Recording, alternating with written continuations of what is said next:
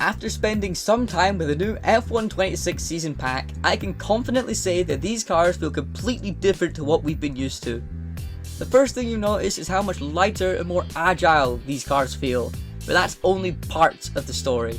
The handling changes affect pretty much every part of our driving, from the corner entry to throttle application, braking, setup choices, and even how you manage ERS throughout a lap. So in this video, I want to talk about what I've enjoyed, what I think the biggest challenges are, and a few tips that help me get up to speed.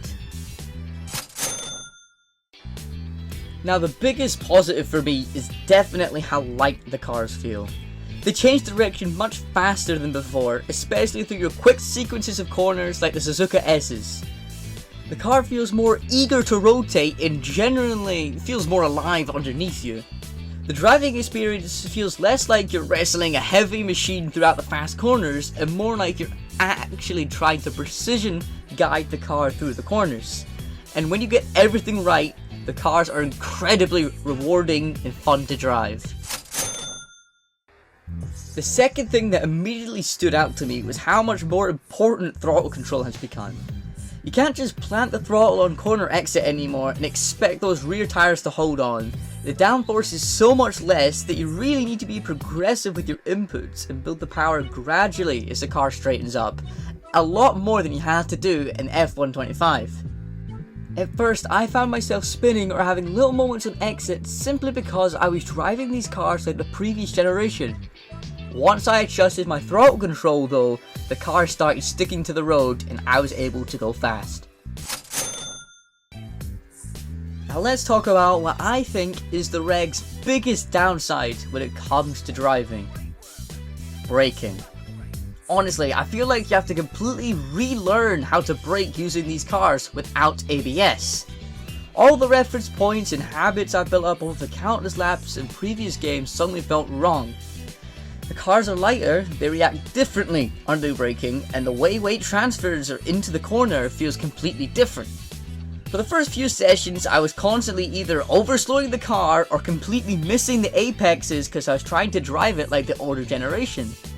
It's not necessarily a bad thing because it makes the cars feel unique and interesting to drive, but it definitely creates a very steep learning curve.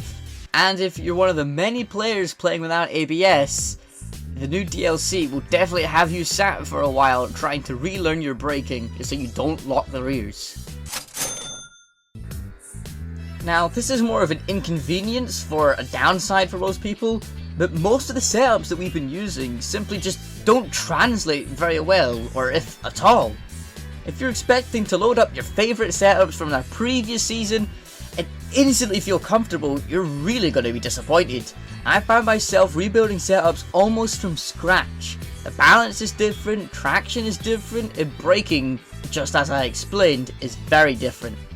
It's really one of the biggest adjustment periods I've had in recent F1 games. Again, it's not necessarily a criticism of the handling model itself, but it's something that you should be prepared for, as wing setups that were once 20 on a track is now 40s and 50s.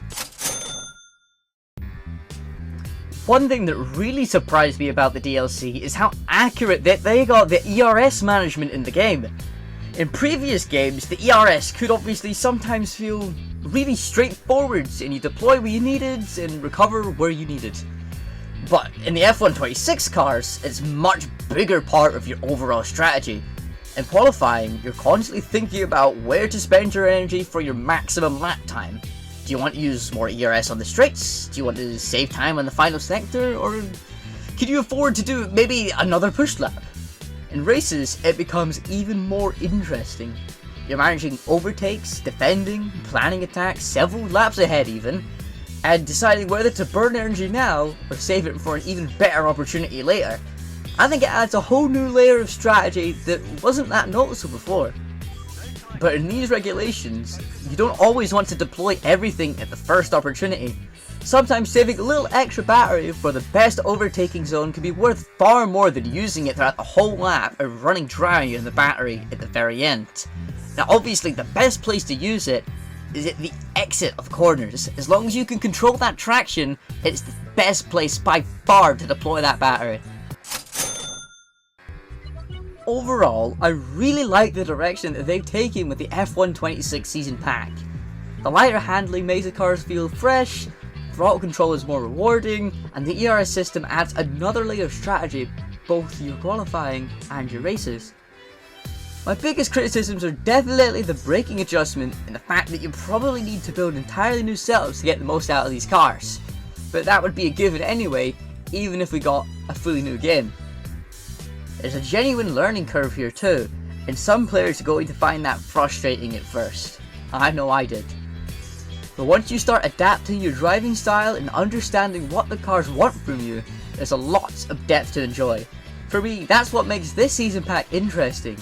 It's not just a visual update or just a regulation change. It actually challenges you to become a better driver and adapt more to new situations. Let me know what your experience has been with the new handling so far, and whether you've enjoyed the changes or preferred the previous generation. Thanks for watching, and I'll see you in the next one.